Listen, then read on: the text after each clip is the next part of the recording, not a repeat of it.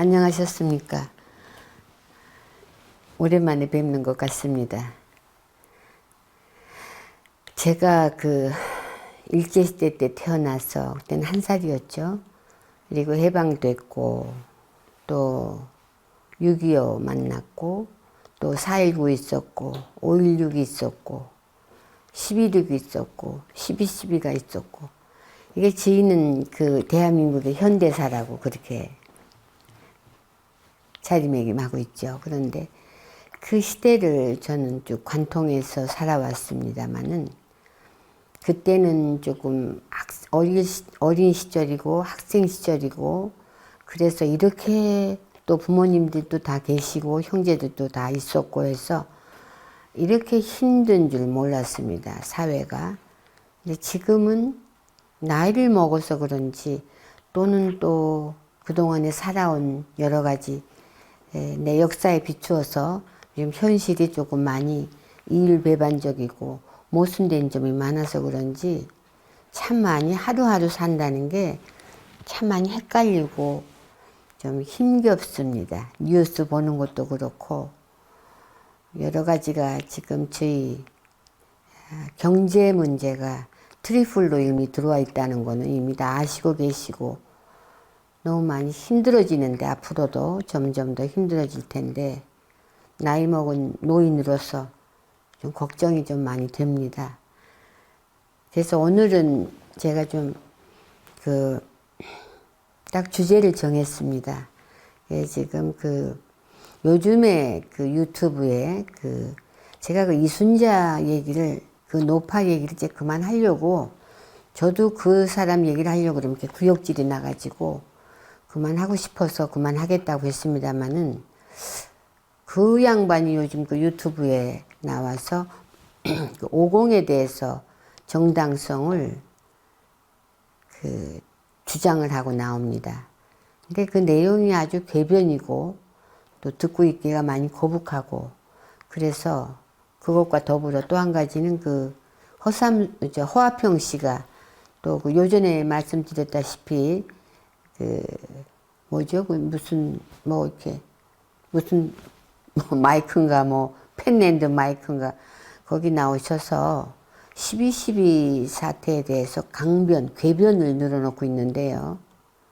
근데 정말 12.12는 대한민국 사법부가 세계가 인정할 만큼 공정하고 정의롭다고는 저는 생각지는 않습니다만은 제 경우에 비추어서 생각지는 않습니다만은 그래도 역사적으로 12.12는 군사 반란 또 전두환 이하 노태우 씨 등 반란 수괴로 이미 그렇게 결정된 사안에 대해서 이제 강변을 하고 나오는데요. 그 내용이 뭐냐 그러면은 정승화 대장이 그날 궁정동에 있었기 때문에 궁정동에 있었으니까 반드시 뭔가가 있었다. 우리 김재규가 대통령을 시해를 했고 그 순간에 정승화 대장을 기다리고 있었고 그러니까 뭔가 연계가 있으니까 그날 거기 와 있었지 않았겠느냐. 그래서 김재규의 배후 또는 김재규가 구태타를 꿈꿨다는 등 헛소리들 하는데 그거를 캐기 위해서는 정승화 대장을 반드시 조사해야만 됐기 때문에 자기네들이 정승화 대장이라 그러면 자기네보다도 이제 계엄사령관이고 하니까 힘센 사람이고 파워 막강한 자리에 위치해 있기 때문에 자기네들로서는 그렇게 이렇게 동원을 해가지고 이렇게 해서 쳐들어갔어야 됐었다라고 이렇게 정당화를 하고 있습니다. 그렇기 때문에 이순자 노파가 하는 얘기는 12.12는 정승화 대장이 조사에 순순히 응해줬더라면은 12.12는 일어날 리도 없었다라고 결론 지어서 얘기를 하고 있습니다. 그래서 제가 좀 참고 좀 지나보려고 했지만은 요전에도 말씀드렸듯이 12.12는 명백한 군사반란이었다는 거 그리고 그 당시에 하나의 군인들 전두환 합동수사본부장을 위시해서 수도경비사령관이 된 노태우 씨 등 이분들의 그 움직임이 우리나라에서 국내에서 보는 것과 또 미국에 이제 보고되고 미 8군에서 보고 있던 것과 어떤 차이가 있으며 또 이분들이 어떻게 조직적으로 그 국가 권력을 강탈하기 위해서 12.12 군사 반란을 일으켰는지 제가 오늘 제 남편 이철희 장군이 그 12.12 때 그 미 8군을 통해서 입수한 그 내용을 적어 놓은 거 비망록에 옮겨 놓은 걸 제가 여기다 발췌를 했습니다.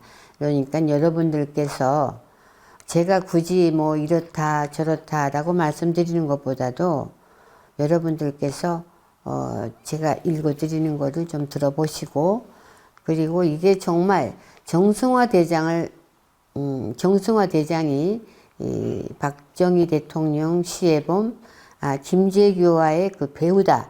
그래서 그 관계를 캐기 위해서 정승화 대장을 조사하기 위해서 일으켜진 12.12인가 아니면은 이들이 이미 합수본부장을 맡음으로 인해서 중앙정보부도 해체되고 무서운 게 없어. 무서운 권력이 없어졌습니다. 아무것도.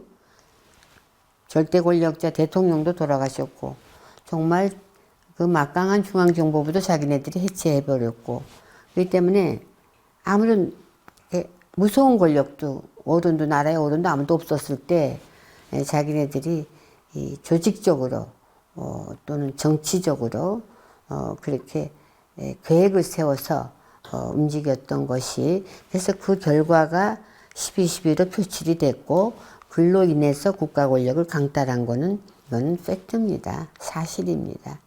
아무리 부인하고 아무리 그 이순자 노파가 나와서 강변을 하고 또 허화평 씨가 우리는 그게 아니다라고 얘기를 해도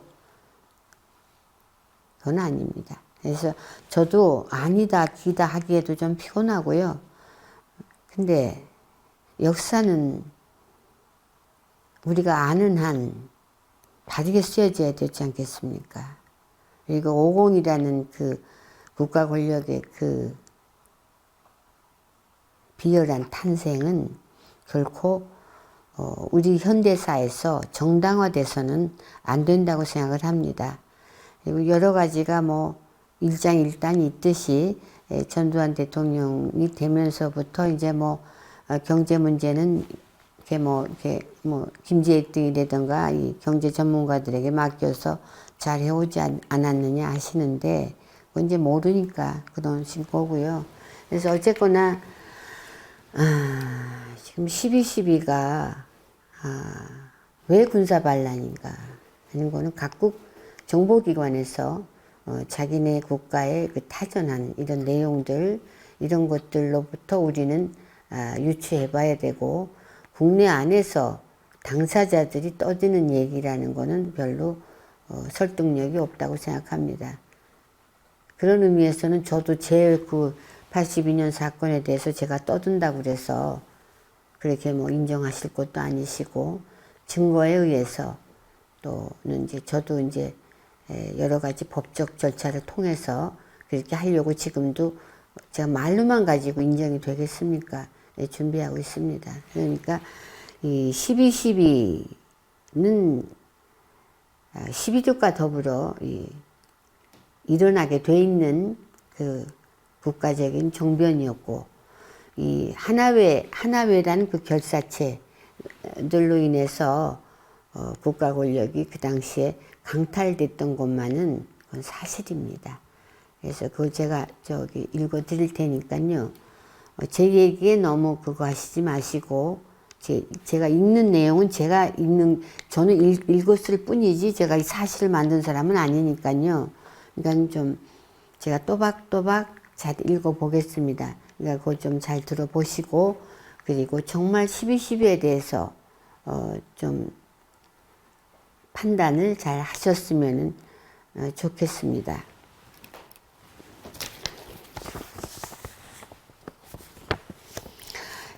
현대사를 관통한 12.12 쿠데타를 미국은 어떻게 생각하고 있었을까를 짚어본다.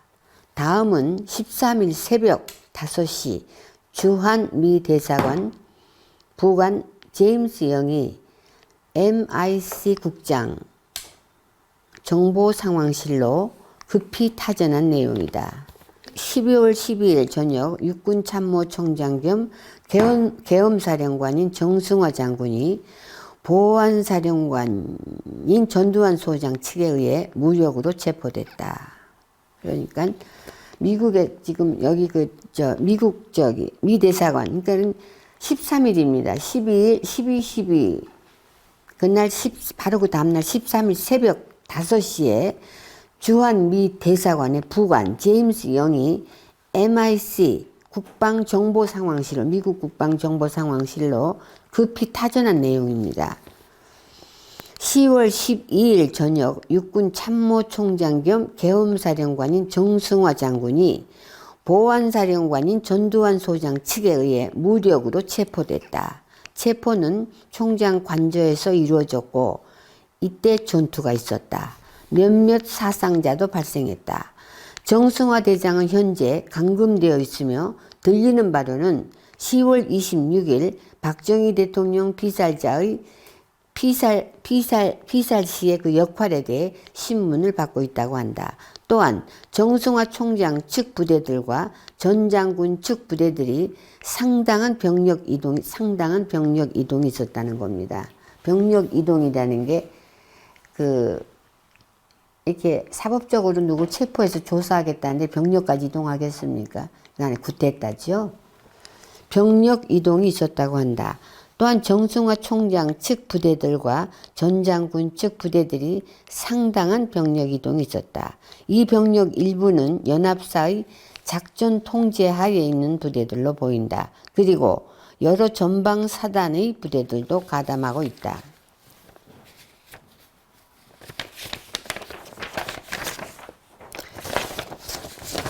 이런 책임은 육군에게만 한정되어 있는 것으로 보이며 공군이나 해군의 개입 징후는 전혀 없다.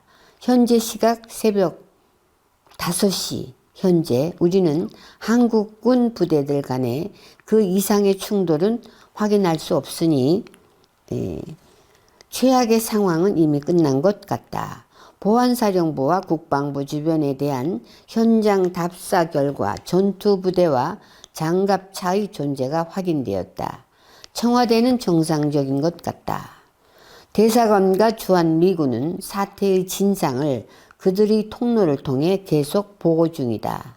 용산 미 8군 사령부가 한남동 육군참모총장 공관에서 발생한 총격전에 대한 보고를 처음 접수한 것은 12일 오후 7시 30분경 총성이 울린 지 10분 후인 것으로 알려지고 있다. 그렇다면 한국 언론에 발표한 12.12 구테타는 구테타로 표현하고 있습니다. 미국에서 구테타로 표현하고 있는 겁니다. 한국 언론에 발표된 12.12 구테타는 1979년 10월 26일 사태로 박정희 대통령이 살해되고 나서 최규화 과도정부는 제주도를 제외한 전국에 비상계엄을 선포하고 정승화 육군참모총장을 계엄사령관에 임명했다. 당시 보안사령관 자격으로 12.6 사태에 대한 수사를 전담한 계엄사 합동수사본부장을 맡고 있던 전두환 소장을 중심으로 한국군 내 사조직 하나회 세력이 한국군 내 사조직 하나회 세력이 육군 지도부였던 정승화 세력과 대립하게 됐다. 이 부분이 중요합니다. 하나회 세력과 한국군 내 사조직 하나회 세력이 육군 지도부인 정승화 세력과 대립하게 됐다. 전두환이 이끄는 세력은 정승화가 김재규의 범행을 방조한 혐의가 있다고 주장했고 정승화가 12.6 사태 수사에 비협조적이라며 정승화를 강제 연행키로 했다. 육군대장 정승화가 가로하고 육군대장 정승화가 육군 2등병으로 강등되는 치욕을 겪었고 정승화는 12.6 사태에 직접 개입하지 않았다는 것은 후일 명백하게 밝혀졌다. 가로 닫고 전두환은 정승화의 연행을 실행하기 위해 11월 중순 국방부 군수차관보 유학성 1군단장, 황영시 수도군단장, 차규헌 구사단장, 노태우 등과 함께 그러니까는 전두환은 정승화의 연행을 실행하기 위해 11월 중순 국방부 군수차관보 유학성, 1군단장 황영시, 수도군단장 차규헌, 구사단장 노태우 등과 함께 접촉했다. 이게 그러니까 이게 그 정승화 그 계엄사령관을 그거 하지 않은 게 아니라 이제 이때부터 시작이 된 거죠. 그거 한다고 이렇게 난리를 뜯을 일이 뭐가 있겠습니까? 12월 12일 거사일로 결정하고 24단장 박준병, 1공수여단장 박희도, 3공수여단장 최세창, 5공수여단장 장기호 등과도 사전 접촉했다. 광범위하죠. 이건 쿠데타 모의죠. 다시 읽겠습니다. 12월 12일을 거사일로 결정했다는 겁니다. 이게 미군이 이렇게 자기네 본국에 송하는 표현입니다. 거사일로 결정하고 24단장 박준병, 1공수여단장 박희도, 3공수여단장 최세창, 5공수여단장 장기호 등과도 사전 접촉했다. 이분들이 이제 5공에서 다 관직을 다 누렸죠. 지금 이분들이요. 그리고 12월 초순 전두환은 보안사 대공처장 이학봉과 보안사 인사처장 허삼수, 육군본부 범죄수사단장 우경윤 이 사람은 그날 그 12.12 사태 때 그 총장 그 계엄사령관 공관에서 이제 총 맞은 사람이죠. 자기네들이 먼저 사격했어요. 선제 공격한 거죠. 총 맞아서 이렇게 하반신이 불구가 된 분인데, 이분에 대해서 좀 아는 건지, 이분이 좀 이제 범죄수사단장인가 뭐 이분 조금 아는 게 있어가지고 이제 얼굴도 보고 하기도 했는데 휠체어 타고 있더군요. 이 사람 대령이었어요. 우경윤에게 정승화 연행 계획을 수립하도록 지시했다. 전두환 합수부장의 지시에 따라 12일 저녁 허삼수, 우경윤 등 보안사 수사관과 수도경비사령부 제33헌병대 병력 65명은 한남동 육군참모총장 공관에 찾아가 정승화를 보안사 서빙고 분실로 강제 연행했다. 서빙고 분실은 이제 보안사가 만든 고문실인데요. 어떻게 조사를 그 계엄사령관 서빙고 분실로 데려갑니까?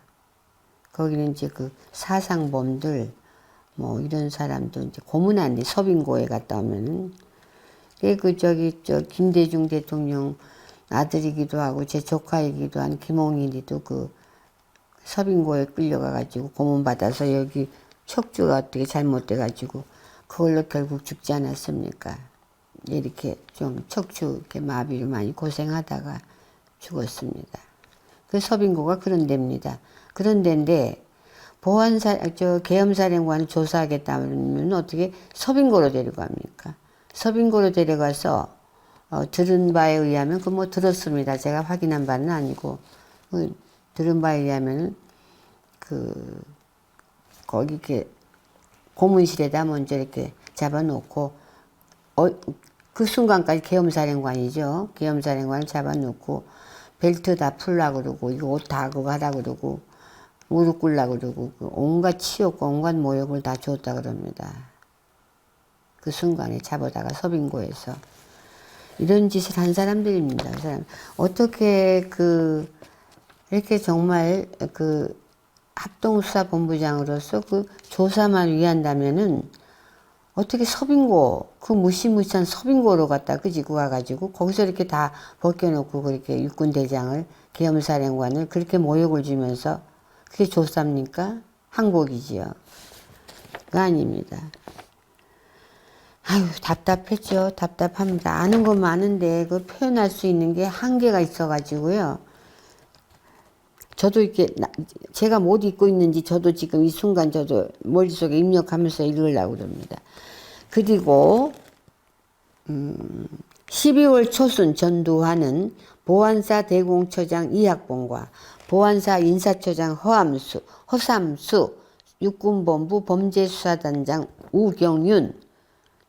우경훈에게 정승화 연행계획을 수립하도록 지시했다.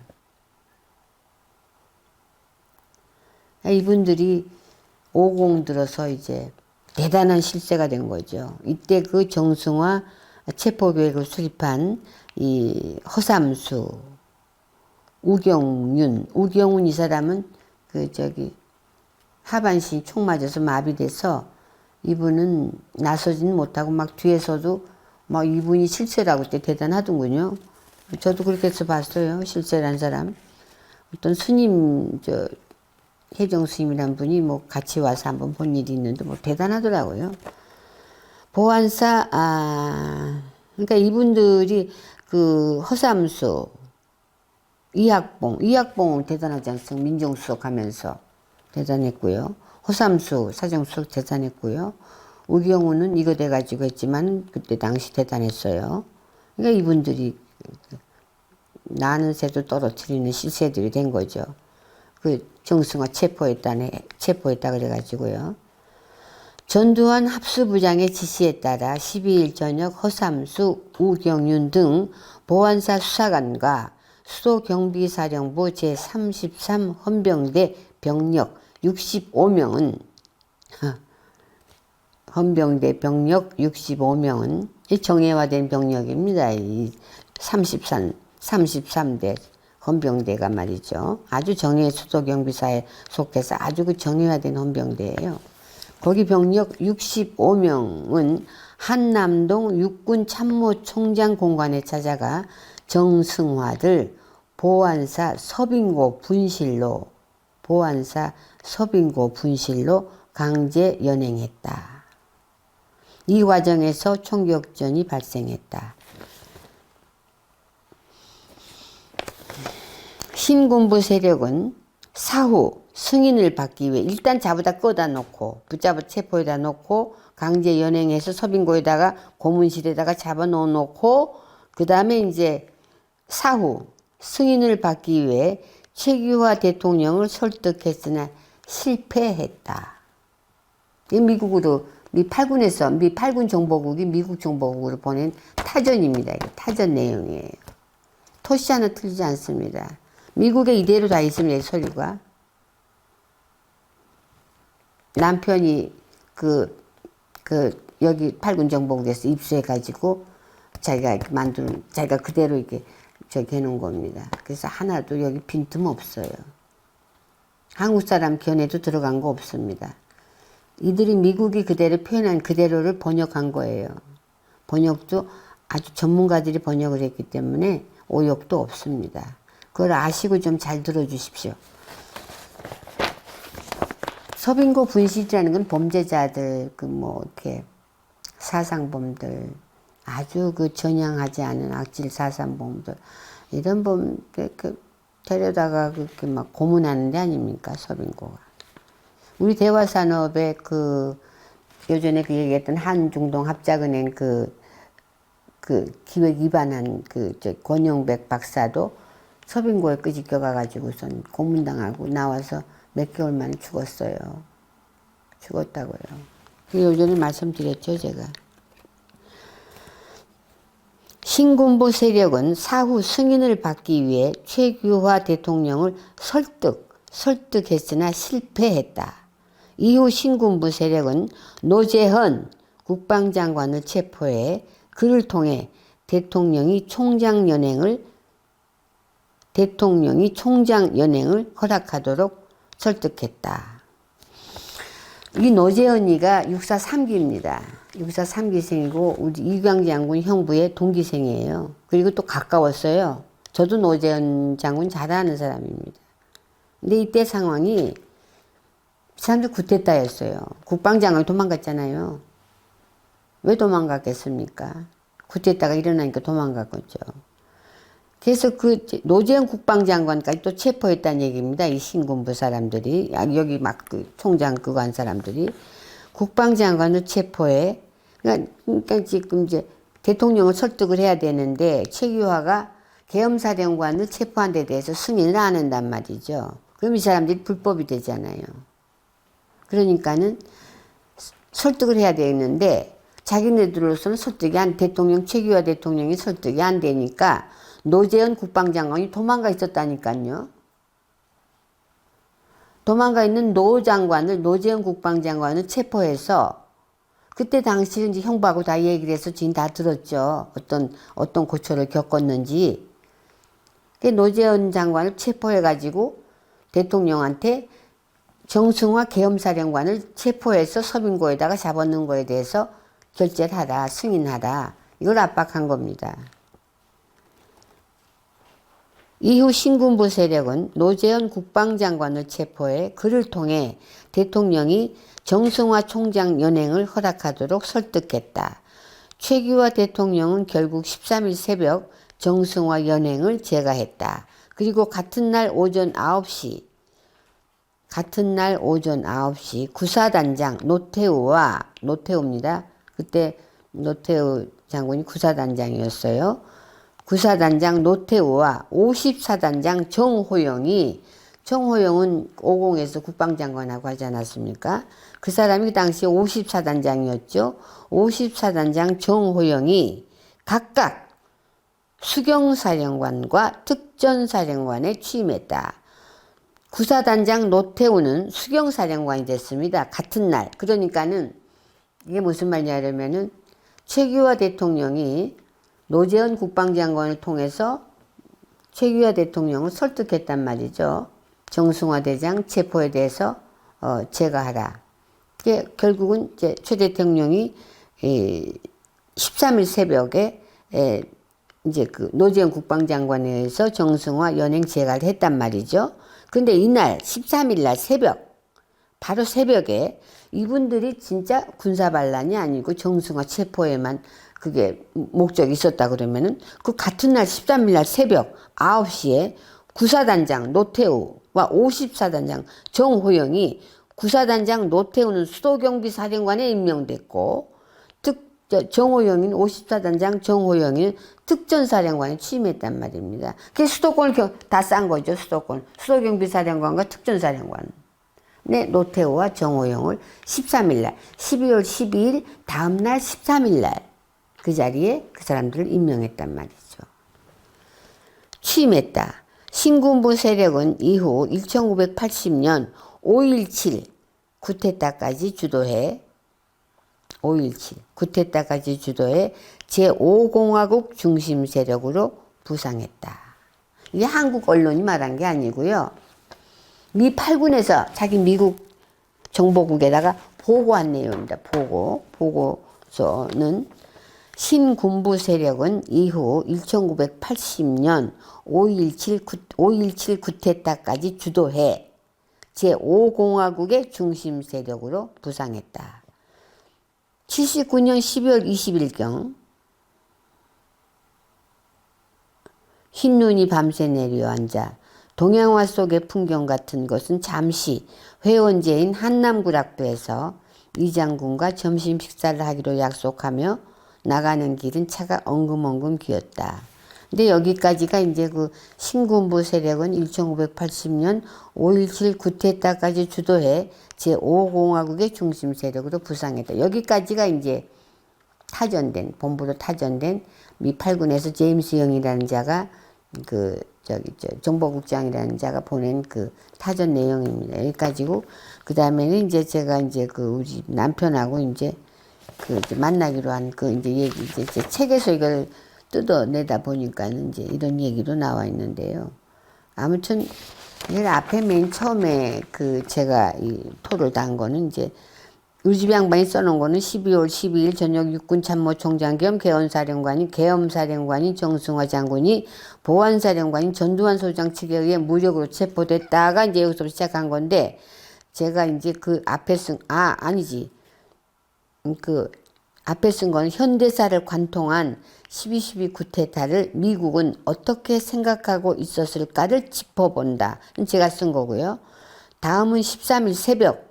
이제 근데 여기 다음은 제가 쓴 거고 13일 새벽 5시 주한 미 대사관 부관, 미 대사관 부관입니다. 부관 제임스 영, 이 MIC 국방정보상황실로 급하게 타전했단 말이죠. 급하게 보낸 내용이다. 그게 이제 지금 제가 쭉 읽어드린 겁니다. 그러니까 이거는 국내 언론이 하는 얘기도 아니고요. 또 우리 뭐 한국군 사람들 한 얘기도 아니고 이장군이 한 얘기도 아니고 미국이 한 얘기입니다. 미국은 이미 쿠데타를 보고 있고 이들이 하나의 군 조직이 정승화 조직하고 군부대를 이동했다는 얘기입니다. 근데 요전에 그 허화평신가 그 이순자 노판가 나와서 한 얘기 가운데서 뭐 그 정승화 대장이 뭐 무슨 그 인사이동 계엄사령관으로서 인사이동을 하는데 뭐 전두환 소장을 어디 저쪽 강원도 어디 속초인가 뭐 어디 뭐 거기 어디로 뭐 발령을 낸다고 하기 때문에 자기네들이 선제적으로 그걸 막았다 뭐 이런 것도 있었는 모양인데요. 그런 건 다 그냥 하고 있는 얘기들이고 본래 목적은 정권 탈취였습니다. 국가 권력 강탈이었어요. 그런 것을 이제 나중에 제 형부나 이제 많이 속았죠. 다들 이 사람들한테 신군부 사람들한테 속았죠. 김종필 씨도 그때 김종필 씨도 속았고 뭐 김대중, 김영삼 씨 그 사람들은 뭐 이쪽 감각은 조금 좀 김종필만 못했으니까요. 다 속았죠. 이 사람들한테. 이미 이렇게 11일이 딱 났을 때부터 이들은 이제 조직적으로 이 국가 권력을 강탈하기로 모의하고 계획하고 실천한 겁니다. 그 이상도 이하도 아닙니다. 여기에 대해서 허화평 씨나 이순자 노파나 뭐 증거를 대라 하면은 제가 가지고 있는 증거 제가 다 공개할 겁니다. 네, 공개하겠습니다. 말씀하십시오. 여기까지가 지금 뭐 국내에서 지들끼리 떠들어본들 뭐 근데 미국이 어떻게 생각하고 있었느냐 12.12를 이게 여기서 좀 가만히 좀 생각해 보시면 제가 읽어드린 데서 다시 한번 제 얘기가 아니라 이 내용을 판단해 보시면은 이 사람들이 어떤 짓을 했는지 무엇을 하기 위해서 어떤 짓을 했는지 왜 정승화 대장을 그런 걸로 해서 그렇게 악용을 해서 자기네 발판으로 삼았는지 이게 아마 나올 걸로 생각됩니다. 그리고 이제 이 다음에는 이제 제가 12.12에 대해서는 대충이 아니라 제가 좀 말이 좀 잘 안 나와가지고 대충이 아니라 제가 말씀드리겠다는 그거만은 제가 오늘 말씀드렸고요. 그리고 이 다음에는 지금 이제 요 다음번에는 제가 요전에 말씀드렸죠. 이순자 얘기하고 싶지 않은데 이순자를 명예훼손으로 고소할 때 그 증거물 때문에 월간조선 국장, 편집국장, 왕국장이라는 분에게 이순자가 과거 인터뷰한 그거 좀 주라 했을 때 제가 거기에 겸해서 내가 허삼수와 처음 만났던 그 내용을 썼습니다. 책에 쓴 게 있어요. 책에 쓴 거 있어서 그걸 이렇게 발췌해서 보냈더니 월간조선에서 무슨 인터넷판인가 무슨 판에다가 이제 제 얘기가 저한테서 온 편지를 그대로 이렇게 프린트로 내놓고 뭐 써놨는데 뭐 이제 자기들끼리 무슨 장영자가 뭐 허삼수를 만나느냐, 거짓말이다. 그리고 또 특히나 지금 요즘번에 이순자 노파가 유튜브에서 자기네 전두환 각하 회고록을 뭐 민정기 비서관이 뭐 잘 정리하고 있다 이렇게 얘기를 하는데 바로 민정기 비서관이라는 사람이 거기에 나와서 아니 감옥 속에 있는 사람 말은 누가 그런 사람 말을 왜 믿느냐 뭐 그러면서 또 그런 소리를 뭘 믿느냐 그런 일 없다라는 식으로 이렇게 얘기를 하더라고요. 그리고 이제 뭐 아니다 막 그렇게 얘기를 해요. 얘기를 쭉 썼어요. 거기 월간 줘서 무슨 인터넷판인가 뭔가 보면 지금 보시면 다 있을 겁니다. 쭉 썼어요. 쓰고 나서 그 다음에 또 어떤 기자가 이런 얘기를 하더라고요. 만약에 정말 그 당시에 장용자가 허삼수를 만난 게 사실이란다면은 이 사건 자체가 뭔가 처음부터 이거 처음부터 다시 뭔가 봐야 되는 거 아니냐. 만날 리가 있느냐. 없다. 근데 만약에 만났다면은, 만약에 그런 얘기를 한, 또 기사가 한 줄 나와 있더라고요. 뭔 기자가 그런 얘기를 했어요. 그래서 제가, 근데 이제 막상 당사자인 허삼수 씨는 만났다, 안 만났다? 말이 없는 거죠. 연락을 했는데, 월간조선에서 연락을 했는데 전화를 안 받더래요. 전화 안 받고 그래서 확인하지 못했다. 이렇게 얘기를 하더라고요. 그래서 제가, 사실은 그렇습니다.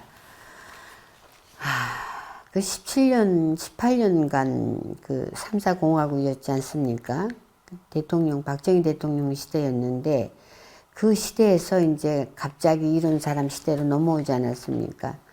그때 제가 허삼수 씨가 저를 만나고자 했던 그 방법이 좀 아주 약한 납치 형식 비슷했기 때문에 저한테는 조금 첫 경험이어서 제가 이렇게 나이버킬리스트 시대를 고발한다. 근데 그 제목은 지금 바꿨습니다. 나는 나를 고발한다로 바꿨는데 그 책에 제가 써놓은 게 있어서 그걸 그때 월간조선 왕국장에게 보냈는데 그걸 가지고 막 거짓말이다 뭐다 해가면서 연희동에 이순자 노파가 말한 민정기 비서관까지 나서가지고 막 아니다라고 매도를 하더라고요.